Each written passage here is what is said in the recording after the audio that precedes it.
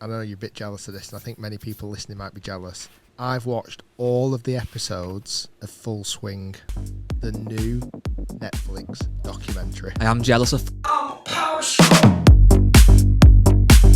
This episode of Big Boy Pants Golf is titled Frenemies, as we see the tension and jealousy in Guy rise as he so eagerly wants to take over Rick Shields' spot.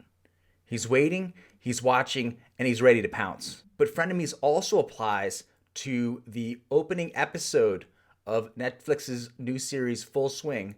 It's also called Frenemies, and it stars Jordan Spieth and Justin Thomas.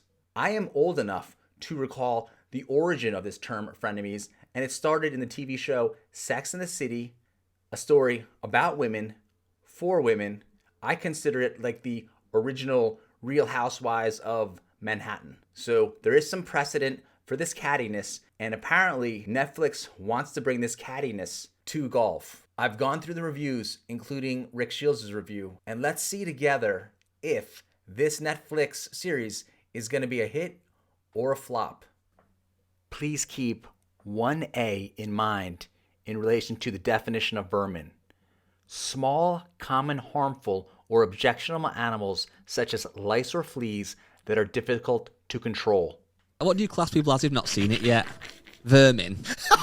Folks at home, would Rick Shields be laughing this hard if he hadn't actually referred to people who hadn't had the opportunity to see the Netflix show beforehand and an early release as vermin? I don't think so. Us vermin, us normal folk who have to wait for Netflix things to come out to the public. Yeah, You've got to watch it early. Paging aisle 6. Can I get an extra serving of jealousy brought up to the front? Do you see how Guy is a little bit jaded now that Rick's getting all this preferential treatment? Why didn't Netflix let Guy also watch the show beforehand? It would help with the review. Or Rick could have given Guy his Netflix password and Guy could have watched it. Tensions are brewing, folks. Netflix reached out to me and said, would you like early access? I went, yes, yes, yeah. I do. After what Rick says, this is the first and last time Netflix gives Rick early access. I would have loved to have seen a Bryson episode. Yeah. I'm not sure if he was ever tipped to be on it. It's almost like Rick Shields does no research about any golf-related matter. That new documentary, which obviously you'll tell us much more about without any spoilers, ideally. Here, Guy clearly shows he's Rick's handler, and he tries to cue Rick not to give any spoilers. Each episode follows the lives of either one tour player or many times two tour players. Interestingly, this pops up on my Twitter this AM. From Golf Lover UK, you have to pick a 3-ball for full day of golf. Breakfast, range session, 18 holes, and dinner and beers. Who are you picking and why? Retweet for bigger sample. And then you have the lists of the first group of Bryson, Lowry, Spieth, or Rory, Fleetwood, Brooks, or JT, Cam Smith, Kisner, or the final one and the most popular one at 56%, Rahm, Phil, and Morikawa. This tweet gets this hilariously timely response from @uwedge. Same, I think, but there's a deal breaker in each group, and different people will have different guys as their deal breakers. It's a golf fan personality test. I mean, a full day of Jordan Spieth or JT? LOL, no. And yet, Netflix, already showing a bit of tone deafness, I feel, is giving us exactly that. We've got JT and Spieth starring in the whole first episode, and it's oddly titled Frenemies when there's never been any indication that these two are anything but best buds. They're always vacation together, not with Smiley Kaufman anymore, but when you're a frenemy, it actually indicates you don't like each other, that you're friendly enemies, not that you're bros. This episode should have been titled Golf Bros. And often when they follow two tour players, it's almost like they're at very different points in their lives. Okay. This type of story arc planning is, again, so Sex and the City. It's the same plot line of Samantha, the aging cougar, still trying to prey on younger men that obviously Charlotte's going to have first dibs at. Now, without giving too much away, but I do think I can talk about it. I think at this point, Guy has stopped rubbing Rick's leg under the table and is kind of squeezing it, trying to get him to stop. This podcast might never see the light of day. For example, the first one is called Frenemies, and it's all about the story of Jordan Spieth and Justin Thomas.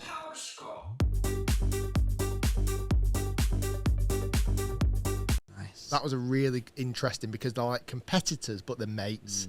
That was really good. In his review of Full Swing, Michael Crowley doesn't agree with Rick. He states that the episode Frenemies showcases a professional golfer's life and the decadence it entails, showing the pair, in this case Thomas and Spieth, in the cabin of a private jet, drinking beer and ribbing each other. They're competitive, but the rivalry feels overshadowed by the camaraderie. These guys are a little too well behaved to make interesting television. After listening to what Rick says right here, it makes me think that Netflix doesn't understand guys at all. We're all bros and we're competitive, but the competitive aspect doesn't add a frenemies twinge to it. We're not like chicks who inherently don't trust each other and are always trying to hamstring the other female to get to Mr. Big. For guys, we just try to be Mr. Big, but there's no hamstring involved. It's a gender of honor. You've got Brooks Koepka and Scotty Scheffler. So again, that's another episode where Brooks Koepka has been at the peak, and he's not saying he's on his demise. Anytime Brooks Koepka's name is mentioned, the imaginary beef between Rick Shields and Brooks Koepka is brought up, while the very real beef between Big Boy Pants Golf and Rick Shields is ignored. I don't want to get kicked out of any Since nightclubs his beef again. with you. I don't want to get getting kicked out of any nightclubs again. But Special message to Rick Shields.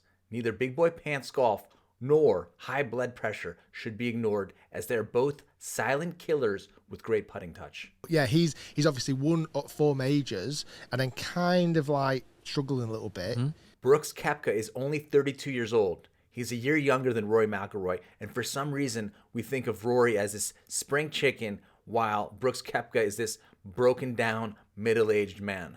Brooks won the last regular event, the non-team event, on the Live Golf Tour last season. He's doing just fine, so don't buy into this fake narrative. It's just more of this Sex in the City nonsense. And you know what? Samantha, as she got older, was still attractive. Where you've got Scotty Scheffler come out of nowhere and he's winning majors left, right, and centre.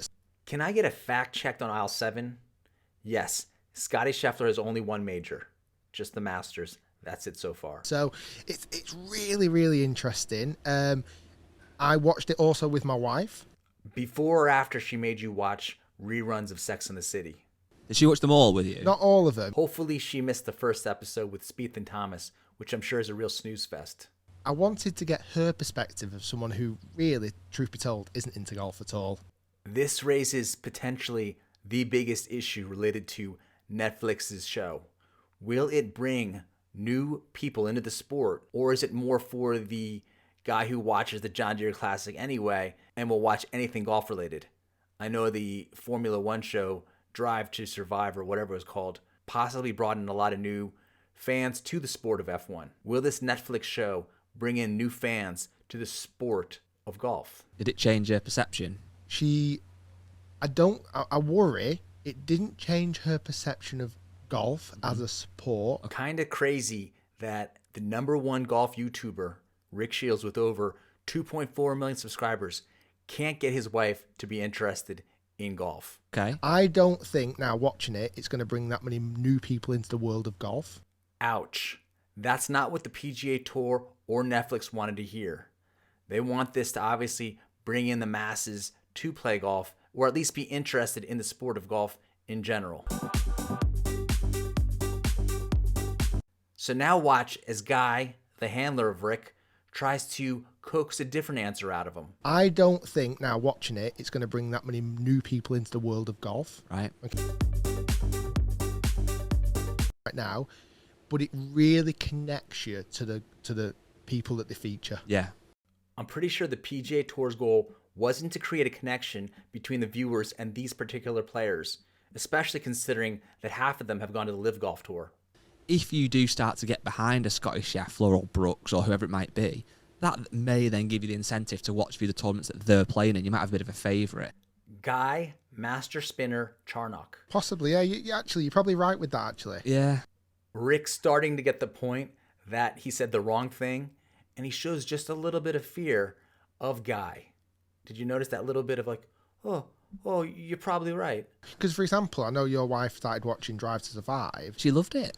but she's got into F1 She's after. actually started watching F1 even without me. Guy gets Rick to say the right answer by starting off with how Guy's wife now watches Formula One because of Drive to Survive. And this creates that old light bubble in Rick's head because he realizes that his wife likes Tony Finau, and if Tony Finau's in a tournament, maybe his wife will turn into the golf tournament.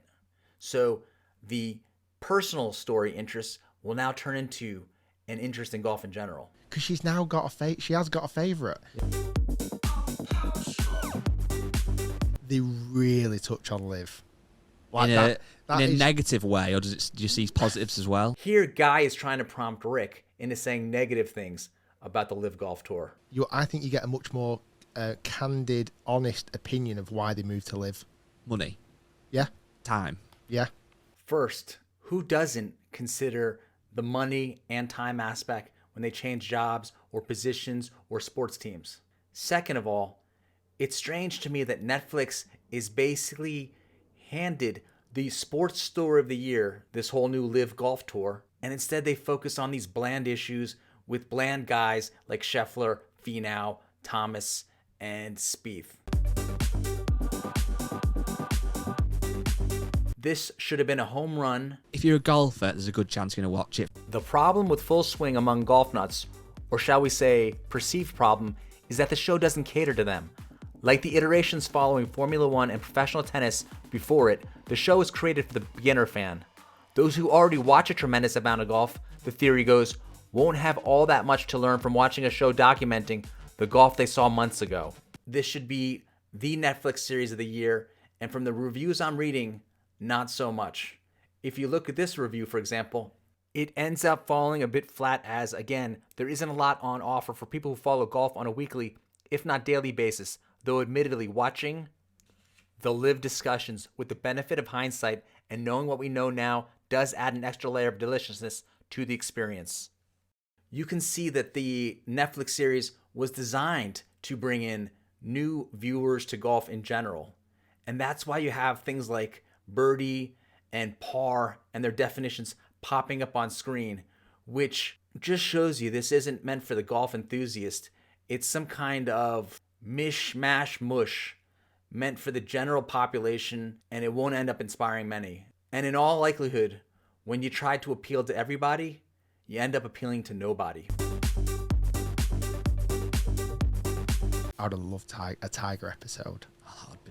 Just in his house, chilling. And All of us hardcore golf fans know that Tiger has turned his kitchen area into a Waffle House replica down to the laminated menus.